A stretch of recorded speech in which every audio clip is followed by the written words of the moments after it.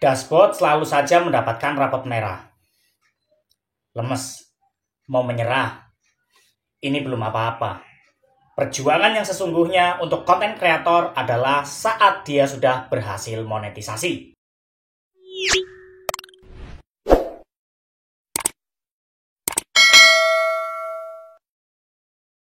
Halo, assalamualaikum warahmatullahi wabarakatuh. Para konten kreator pemula dimanapun berada, semoga selalu dalam keadaan sehat dan dimudahkan dalam setiap pencapaiannya. Menjadi konten kreator memang gampang-gampang susah.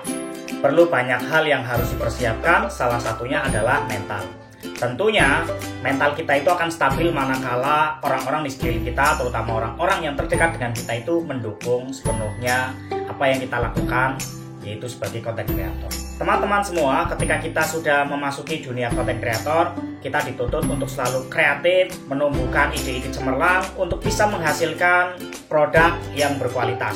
Produk di sini adalah tentunya konten yang kita hasilkan berupa postingan maupun video. Namun sebagai manusia biasa, kita tentunya memiliki rasa lelah, rasa capek, mood yang tentunya naik turun. Nah, biasanya di saat mood itu sedang turun, kita akhirnya bermalas-malasan untuk membuat konten. Ada juga yang tetap semangat konten, membuat video-video yang berkualitas, baik itu video reel, nge-live setiap hari, bahkan membuat video panjang, juga diiringi dengan membuat postingan-postingan yang menarik. Akan tetapi ternyata ketika melihat dashboard, rapotnya hampir semuanya merah. Jangkauannya turun, interaksinya turun, pengikut netonya turun, semuanya turun. Dan itulah kadang-kadang salah satu yang menyebabkan konten kreator pemula itu mulai bermalas-malasan. Sudah capek-capek membuat konten bagus, tetapi lihat rapotnya selalu saja merah. Ditambah lagi dengan tantangan-tantangan dari Meta, dari FB Pro yang tidak pernah ada henti-hentinya. Tantangan di pekan ini bisa diselesaikan dengan baik, namun di pekan berikutnya muncul tantangan-tantangan yang lain yang tentunya lebih rumit, lebih sulit, lebih menantang lagi. Contohnya saja ketika di minggu pertama hanya disuruh untuk membuat 5 postingan, kemudian putaran reelnya cukup 50, harus memiliki 20 pengikut dalam minggu pertama. Tetapi nanti di minggu kedua akan lebih rumit lagi. Pengikut yang harus diperoleh lebih bertambah, putaran di reel juga harus lebih kencang lagi, dan lain sebagainya. Teman-teman, kalau hal ini menurut teman-teman membebani, kalau hal ini membuat teman-teman itu menjadi ngedon, kalau hal ini membuat teman-teman itu merasa lelah, itu salah besar teman-teman.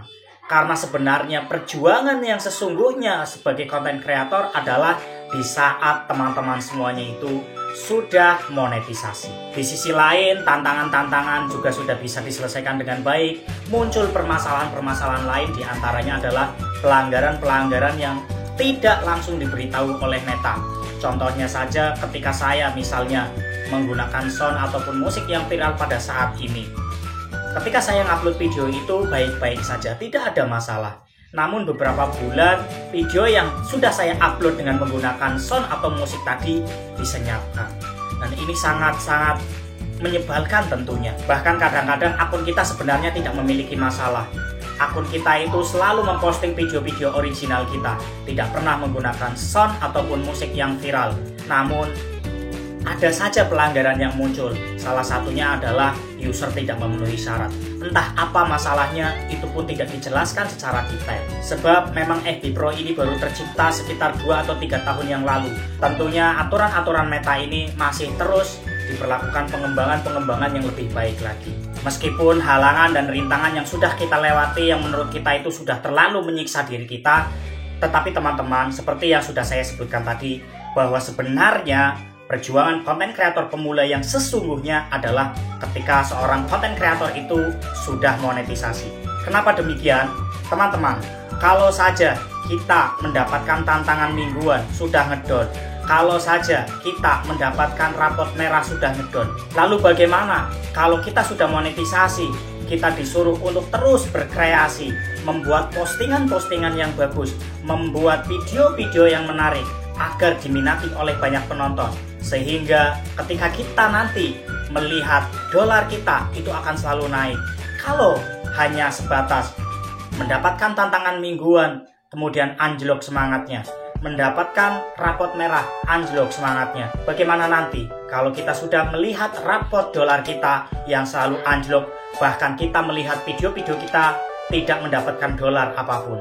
Tentunya itu akan membuat kita semakin ngedon.